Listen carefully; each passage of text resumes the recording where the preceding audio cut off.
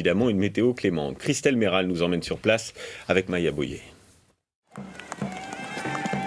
Pour ce spectacle sur la plage d'un hôtel de Djerba, des centaines de Français satisfaits de leur séjour. Les vacances, ça se passe divinement bien, c'est que du bonheur. Tout se passe bien, on est en sécurité ici.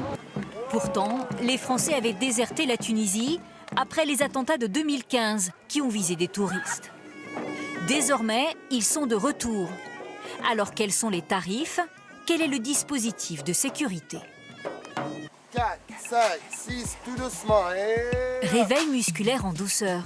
Cette famille de Montpellier a choisi la Tunisie pour ses vacances d'hiver.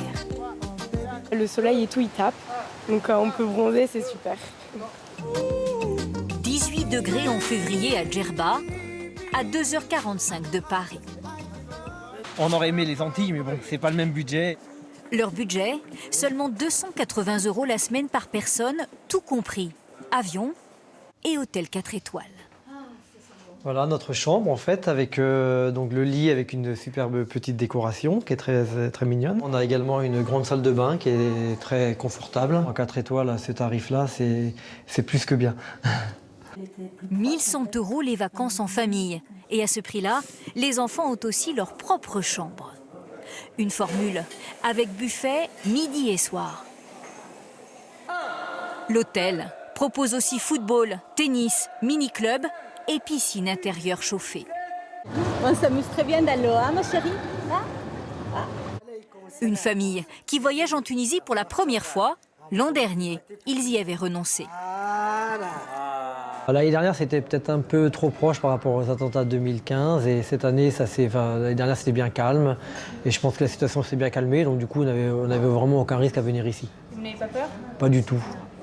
Une confiance retrouvée, car les dispositifs de sécurité ont été renforcés dans les hôtels, comme ici. À l'entrée, des véhicules passés au crible, avec ce miroir pour détecter d'éventuels explosifs. S'il vous plaît, votre sac. Et les bagages sont systématiquement contrôlés. En France, quel que soit l'endroit, on vous demande de vos sacs, si vous n'avez rien, c'est normal. Dans l'hôtel, 2 fois plus de caméras et de vigiles qu'il y a 2 ans, soit une quinzaine d'agents de sécurité. C'est vrai que ça coûte de l'argent, mais l'argent pour la sécurité de nos clients n'a pas de valeur. C'est pour les faire revenir? Tout à fait, bien sûr. Surveillance accrue également au pied des transats. Régulièrement, des policiers armés patrouillent sur les plages de Djerba, un dispositif mis en place à la demande des hôtels pour renforcer leur sécurité. Une protection maximale, mais ici, aucun touriste pour s'en plaindre. Je ne vais pas pleurer parce qu'il y a des policiers, au contraire. Je trouve ça très sécurisant. Mais les touristes français sont-ils prêts à s'aventurer en dehors des villes sous haute surveillance? De plus en plus de vacanciers franchissent le pas. Escapade aux portes du désert, à seulement 100 km de la frontière libyenne. On a envie de continuer, d'aller voir ce qui se passe derrière les dunes pour découvrir d'autres choses. Donc vous reviendrez? Sans problème.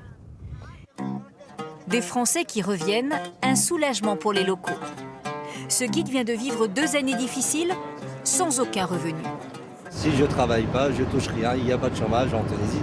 C'est pour ça que j'étais obligé de rentrer ou de retourner chez les parents. Pour lui, pas d'autre solution. Le tourisme est la principale activité dans le sud du pays. Mais la reprise reste timide.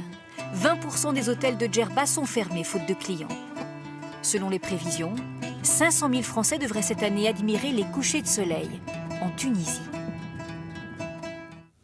Une image pour finir et un coup de chapeau à Franck Genozo, notre correspondant à Jérusalem, qui vient de décrocher le